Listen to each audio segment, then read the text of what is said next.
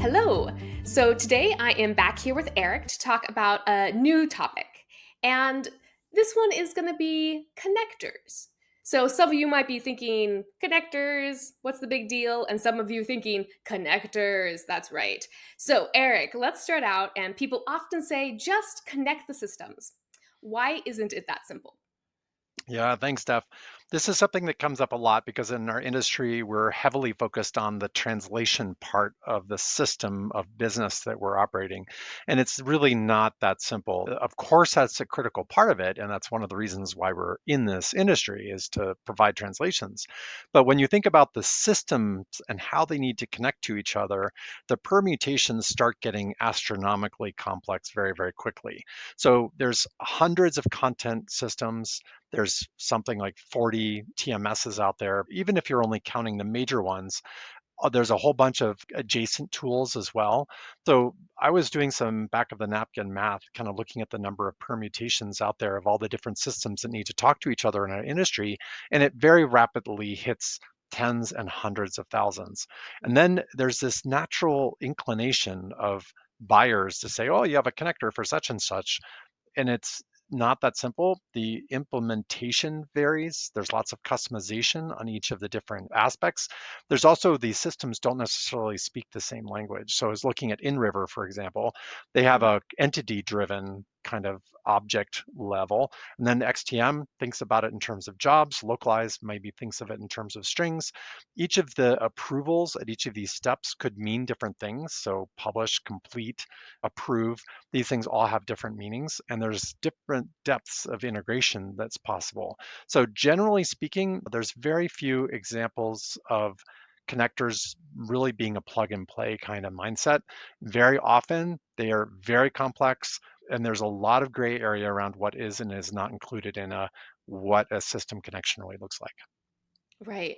So you mentioned a few of the challenges, but it seems like there's a lot of challenges around connectors. And what are some of those that really make it so challenging to build them in the first place? And then also the maintenance aspect. Yeah.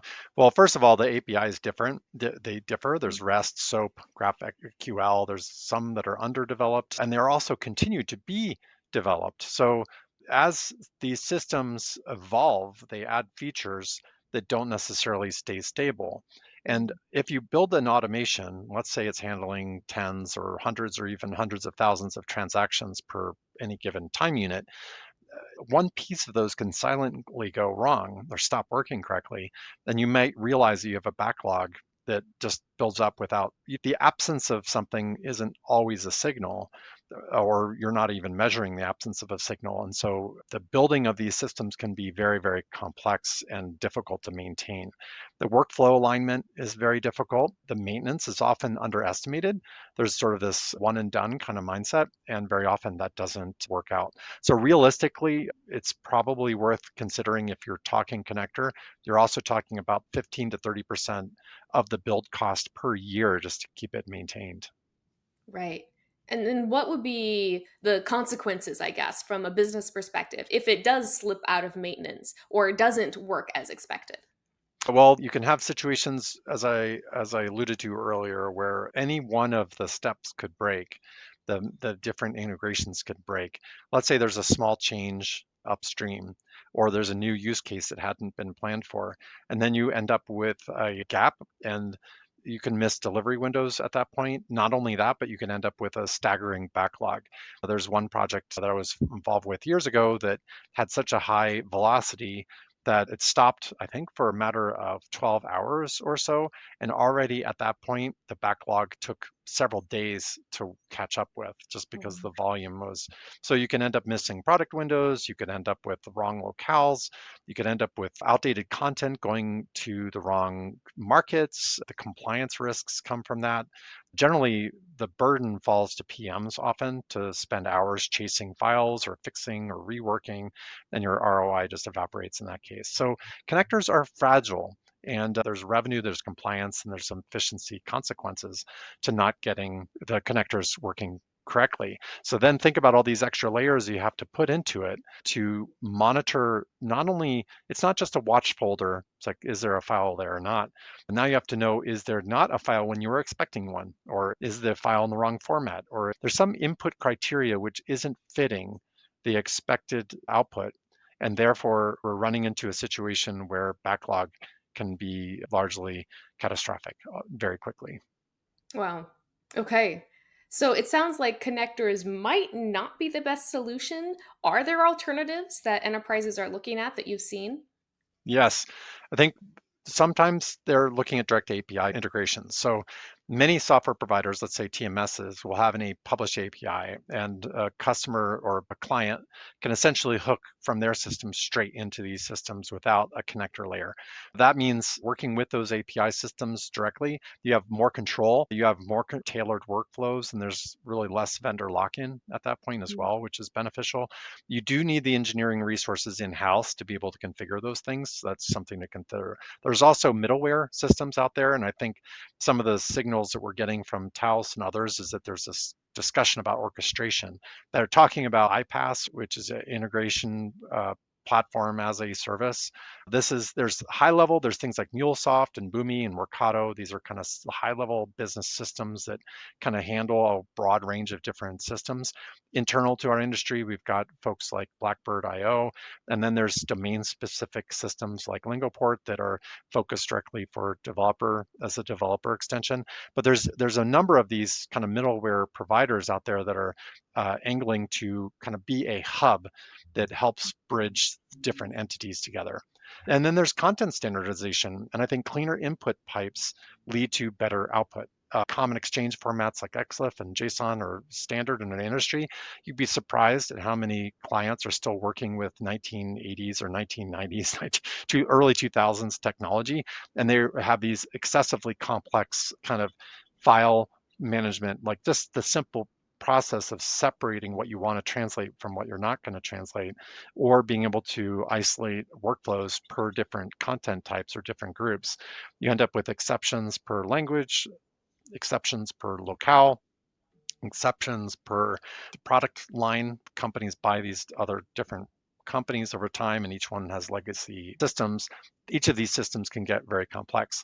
So I think for anybody who's confronting the complexity of their system and looking for a connector, one good way to start is how are you inputting things into the pipeline, into the workflows that are downstream from that, both TMSs, CMSs, LSPs, all these different players thrive and optimize around standardization. So that really makes a big difference in this approach. So there's an opportunity for API first approaches, really focusing on building strategy and getting kind of the right integration approach from the ground up.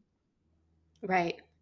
So do you have any other tips for someone who's just they know they need some sort of integration besides kind of going through those basic steps you've already mentioned? Is there any ideas on how to approach this in a smart way? I will always say this, start with discovery. Start with Right? a honest conversation about what are you really dealing with? What are the options? And very often this is a much more complicated thing than it looks like upfront, because a key stakeholder maybe on a localization team may need to be working upstream with different internal teams that they're dependent on, some of whom may or may not be motivated to be particularly helpful. It's the reality of business. Like sometimes you have to kind of work on this, but a structured approach really helps. And so I'm working on a questionnaire to really define scope and ROI potential in any conversation with any customer with regards to our integrations. But I think in general, this is a good approach. Build a questionnaire, build a system for setting expectations for what's possible. The second is like match the tier need. The basic MVP might be $15,000, $20,000 of investment to try to build a connector, custom connector.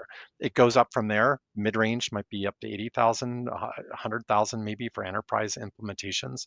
And it can be much more than that, actually. It depends on the complexity and the velocity of the systems. But think about what you're building for and start with the right approach for the right situation. Plan for maintenance. The maintenance is necessary. And then, as always, aligning stakeholders and really defining what you're talking about when you mean connector. It's not just system A versus system B. And the ROI of each of these needs to be against something. So you think about what is it currently costing to get something done?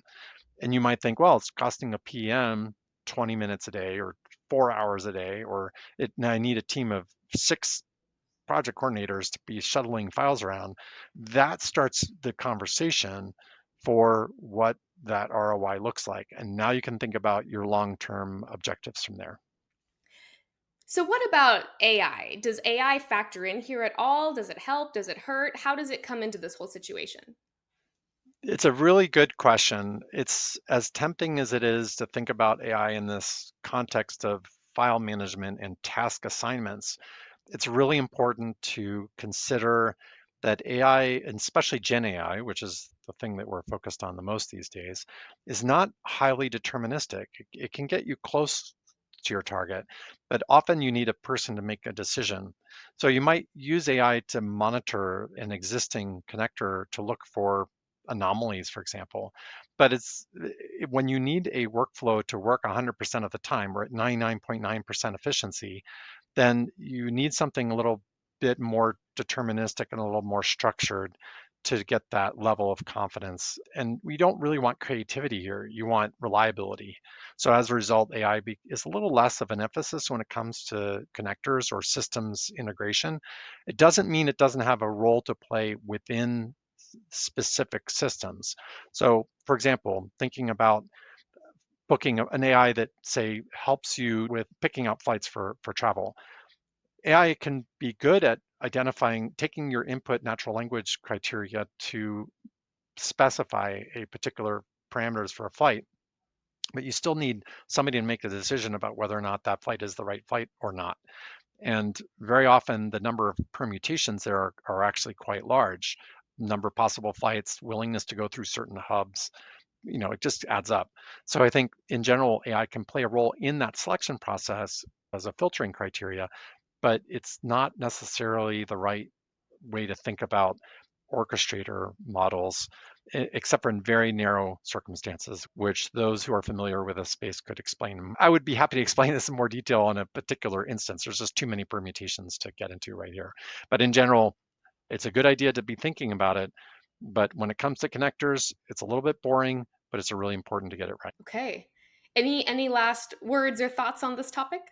Sure. One, connectors are super powerful. I mean, they're enablers, but they're not magic.